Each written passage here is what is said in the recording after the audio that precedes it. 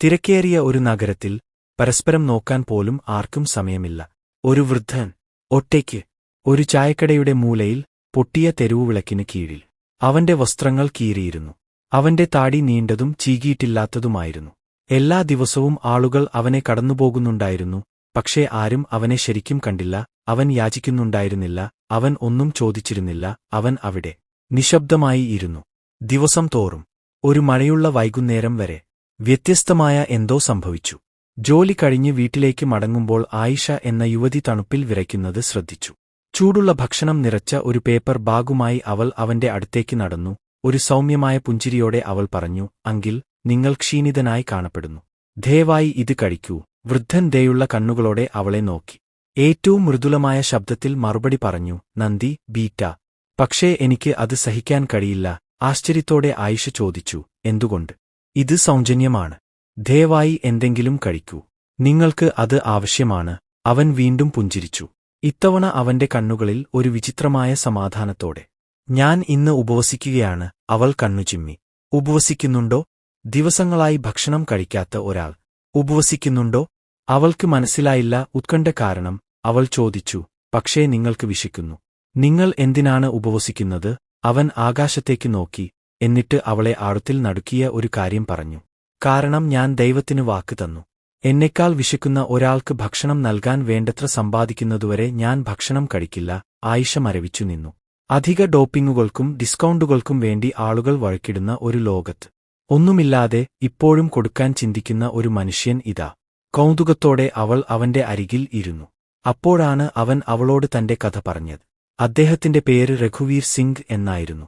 വർഷങ്ങൾക്കു മുമ്പ് അദ്ദേഹം ഒരു 5-സ്റ്റാർ ഹോട്ടലിലെ ഹെഡ് ഷെഫായിരുന്നു. അദ്ദേഹത്തിന്റെ ജീവനക്കാർക്ക് പ്രിയപ്പെട്ടവരും ഭക്ഷണ വിമർശകർക്ക് പ്രിയപ്പെട്ടവരുമായിരുന്നു. അദ്ദേഹത്തിന് ഒരു ഭാര്യയും മകളും സന്തോഷം നിറഞ്ഞ ഒരു വീടും ഉണ്ടായിരുന്നു. എന്നാൽ ഒരു അപകടം എല്ലാം മാറ്റിമറിച്ചു. രാത്രി വൈകിയുണ്ടായ ഒരു കാർ അപകടം ഭാര്യയുടെയും മകളുടെയും ജീവൻ അപഹരിച്ചു. അദ്ദേഹം അതിജീവിച്ചു, പക്ഷേ അദ്ദേഹത്തിന്റെ ഉള്ളിൽ എന്തോ ഒന്ന് മരിച്ചു. അദ്ദേഹം ജോലി ഉപേക്ഷിച്ചു. അദ്ദേഹം വീട് ഉപേക്ഷിച്ചു. അദ്ദേഹം ഒറ്റയ്ക്ക് ജീവിക്കാൻ തിരഞ്ഞെടുത്തു. അത് ചെയ്യേണ്ടി വന്നതുകൊണ്ടല്ല, മറിച്ച് തന്റെ പഴയ ജീവിതത്തിന്റെ നിശബ്ദത സഹിക്കാൻ കഴിയാത്തതുകൊണ്ടാണ്. എന്നിട്ടും വേദനയിലും അദ്ദേഹം ഒരു ലക്ഷ്യം കണ്ടെത്തി. നാണയങ്ങൾക്കായി അദ്ദേഹം കാറിന്റെ വിൻഷീൽഡുകൾ വൃത്തിയാക്കാൻ തുടങ്ങി. മേക്കുമരുന്ന് വാങ്ങാനല്ല, കുടിക്കാനല്ല, പക്ഷേ പണം ലാഭിക്കാൻ. എന്തുകൊണ്ട്? കാരണം എല്ലാ ഞായറാഴ്ചയും അദ്ദേഹം മുടങ്ങാതെ റൊട്ടിയും വാഴപ്പഴവും വെള്ളവും വാങ്ങുമായിരുന്നു. പാതയിൽ വീടില്ലാത്ത മറ്റ് 5 പേർക്ക് ഭക്ഷണം കൊടുക്കുമായിരുന്നു. അദ്ദേഹത്തിന് അത് അദ്ദേഹത്തിന്റെ രോഗശാന്തിയായിരുന്നു.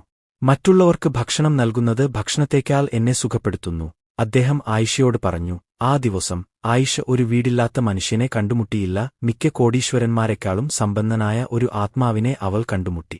കണ്ണുനീർ നിറഞ്ഞ കണ്ണുകളോടെയും ഹൃദയത്തിൽ ഒരു പുതിയ ധാരണയോടെയും അവൾ നടന്നു. നമ്മൾ പലപ്പോഴും ആളുകളെ അളക്കുന്നത് അവർ എങ്ങനെ വസ്ത്രം ധരിക്കുന്നു എന്നതിനെ അടിസ്ഥാനമാക്കിയാണ്. അവർ എവിടെയാണ് താമസിക്കുന്നത്, അല്ലെങ്കിൽ അവർ എങ്ങനെ സംസാരിക്കുന്നു എന്നതിനെ അടിസ്ഥാനമാക്കിയാണ്. എന്നാൽ ചിലപ്പോൾ ഏറ്റവും ശുദ്ധമായ ഹൃദയങ്ങൾ നടപ്പാതകളിൽ ഉറങ്ങുന്നു. ഏറ്റവും ഉദാരമതികളായ ആത്മാക്കൾ ഏറ്റവും എളിമയുള്ള തുണിക്കഷ്ണങ്ങൾ ധരിക്കുന്നു. ഈ കഥ നിങ്ങളെ സ്പർശിച്ചെങ്കിൽ ഒരു നിമിഷം നിർത്തൂ, ചിന്തിക്കൂ. ചിലപ്പോൾ നമ്മൾ ദിവസവും കടന്നുപോകുന്ന ആളുകൾ ഏറ്റവും ആഴമേറിയ ശക്തിയും ശാന്തമായ ദയയും വഹിക്കുന്നവരാണ്. രഘുവീർ സിംഗിന് ഒന്നുമില്ലായിരിക്കാം, പക്ഷേ അദ്ദേഹത്തിന്റെ ഹൃദയത്തിൽ മറ്റുള്ളവരെക്കാൾ കൂടുതൽ മനുഷ്യത്വം അദ്ദേഹം സൂക്ഷിച്ചിരുന്നു. ആയിഷയുടെ സ്ഥാനത്ത് നിങ്ങളായിരുന്നെങ്കിൽ നിങ്ങൾ എന്തു ചെയ്യുമായിരുന്നു? കമന്റിൽ പറയൂ. ഓരോന്നും ഞാൻ വായിച്ചു. ഈ കഥ നിങ്ങളെ സ്പർശിച്ചെങ്കിൽ ശക്തവും അപ്രതീക്ഷിതവുമായ ട്വിസ്റ്റുകളുള്ള കൂടുതൽ യഥാർത്ഥ ജീവിത കഥകൾക്കായി ദയവായി ലൈക്ക് ചെയ്യുക, പങ്കിടുക, സബ്സ്ക്രൈബ് ചെയ്യുക.